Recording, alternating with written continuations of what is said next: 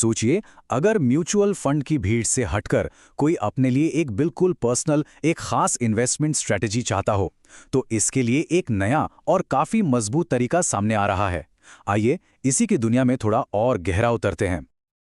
ये एक सोचने वाली बात है ना कि जो हमारा इन्वेस्टमेंट पोर्टफोलियो है, क्या वो सच में हमारा है या ये बस एक बहुत बड़ी भीड़ का हिस्सा बन के रह गया है जहां अपने खास लक्ष्य और सपने कहीं खो से गए हैं। तो चलिए एक ऐसे तरीके को समझते हैं जो पूरी तरह से कंट्रोल और हमारी जरूरतों के हिसाब से बना है। हम बात कर रहे हैं सेपरेटली इन्वेस्टेड फंड्स की, जिन्हें शॉर्ट में SIFs कहते हैं। ये एक बहुत ही खास निवेश का रास्ता खोलते हैं। पता है, सिफ्स को निवेश की दुनिया का भविष्य भी कहा जा रहा है।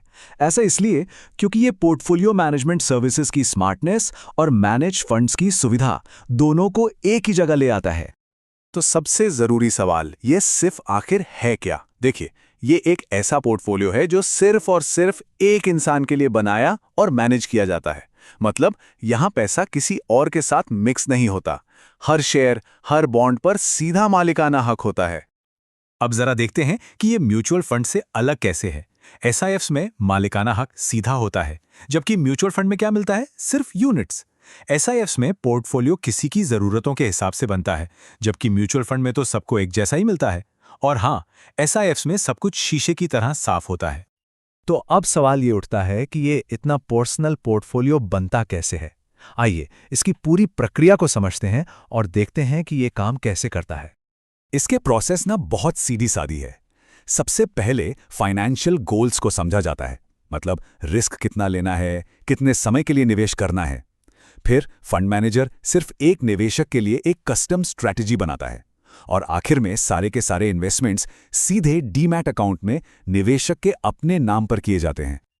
और यहां ऑप्शंस की कोई कमी नहीं है, चाहे तेजी से बढ़ने वाली इक्विटी में पैसा लगाना हो, या फिर सुरक्षित डेट फंड्स में, या फिर किसी खास सेक्टर जैसे कि टेक्नोलॉजी या इंफ्रास्ट्रक्चर पर फोकस करना हो, सब कुछ मुमकिन है। हाँ, एक बात यहां ध्यान रखने वाली है कि SIFs में निवेश करने के लिए जो मिनिमम अमाउंट है वो आमतौर पर 50 लाख रुपए से शुरू होता है। यही वजह है कि ये खास तौर पर हाई नेटवर्थ वाले लोगों के लिए एक स्पेशल सर्विस बन जाती है।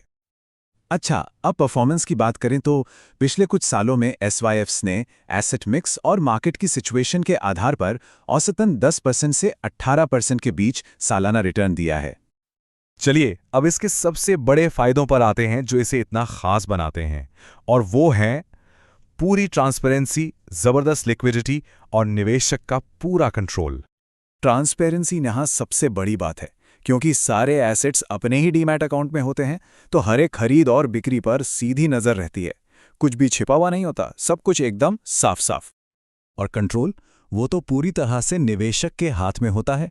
कोई लॉक इन पीरियड नहीं होता, मतलब जब चाहें होल्डिंग्स को बदल सकते हैं या निकाल सकते हैं। अपना पैसा, अपने नियम। लेकिन एक बहुत जरूरी बात याद रखनी चाहिए, क्योंकि ये मार्केट से जुड़े हुए निवेश हैं, तो शॉर्ट टर्म में उतार चढ़ाव हो सकता है। इसलिए अच्छे नतीजों के लिए एक मीडियम से लॉन्ग टर्म का नजरिया रखना बेहद जरूरी है।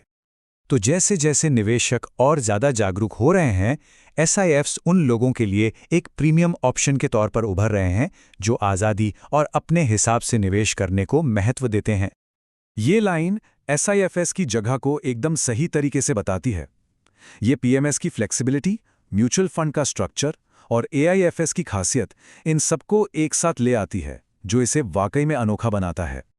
तो अंत में बस यही एक सवाल है, अगर हर इंसान अलग है, उसके सपने अलग हैं, तो क्या उसकी इन्वेस्टमेंट स्ट्रैटेजी भी उतनी पर्सनल नहीं होनी चाहिए?